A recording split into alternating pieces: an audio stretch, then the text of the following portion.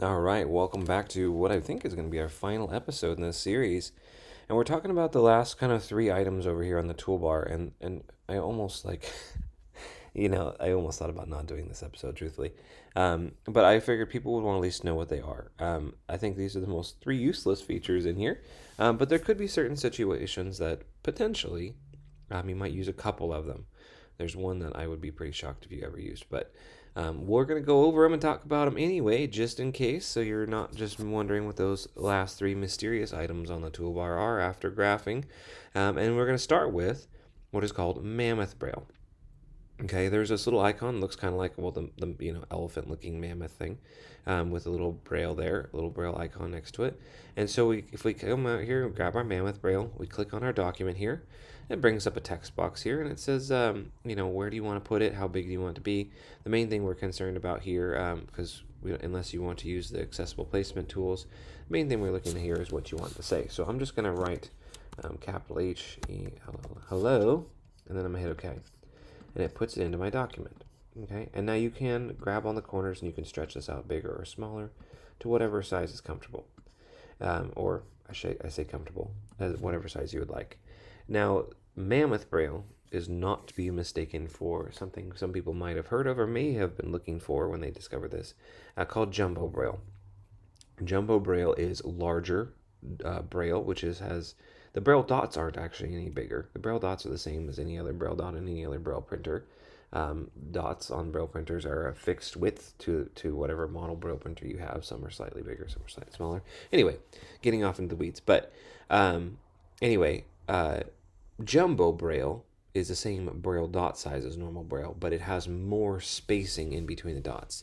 Typically, that's going to be used for somebody who doesn't have as good a finger sensitivity, or a lot of times you see that kind of people who went blind later in life that just haven't developed the same Braille reading sensitivity, and so they'll start with Jumbo Braille and then hopefully quickly graduate to regular Braille soon.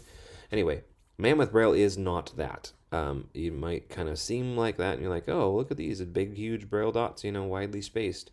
Well, what this is actually doing is each one of these, quote unquote, Braille dots that you see here forming this Braille is actually a tactile graphic or collection of smaller dots coming together to create this bigger Mammoth Braille dot. So on my screen right now, I'm in the print version, and this just looks like,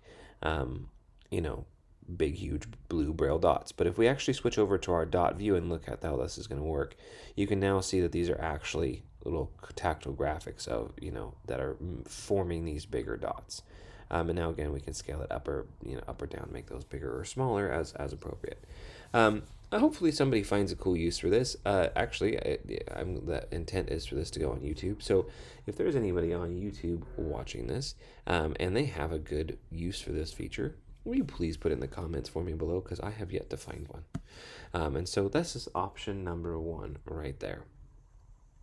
Now, moving on here, option number kind of 2 here is just below that Mammoth Braille. We have this text one. And this is the same concept except for printed text. So I'll just write hello again, press OK. And there we go. If we look at our Braille view, you can see it's a little bit small at the moment. Let me stretch that out, make it a little better. Something like that looks okay. And now I wrote the word hello, and now it's making a tactile graphic of the letters forming, raised lettering. Now this, I think, could be useful for a handful of things, right? Some kids, you want to know what the print letter looks like, so you could create little tactile graphics of that. So that could actually be useful in a few situations, but not as much so as many of the other features in here on a regular basis. But that is that feature. The last one, not much to talk about here. This is simply voice memos. Determine the position and shape of the voice memo. Okay. By clicking what you can do is, I'm actually going to stop that. If you click on voice memos, you can basically attach a voice memo to an area of a graphic. It's kind of sort of like the whole kind of audio labeling system we've talked about in previous episodes, but it's for adding memos essentially. I don't have people doing this a lot, so I don't find it to be one of the most useful features. That's why I kind of coupled these last 3 items together at the end. Not the most coolest features in the world. you may find some uses for them. And if you do, please throw them in the comments below for me, because it would be cool to see if anybody is using these really awesome things that I haven't thought of. But anyway, that is our last episode here. That sums up basically all of our tools and kind of the quick run through each one. And yeah, I'm rambling here at this point. We're going to wrap it up, call it good. Hopefully, this series has been useful for you. Comment below. Thank you.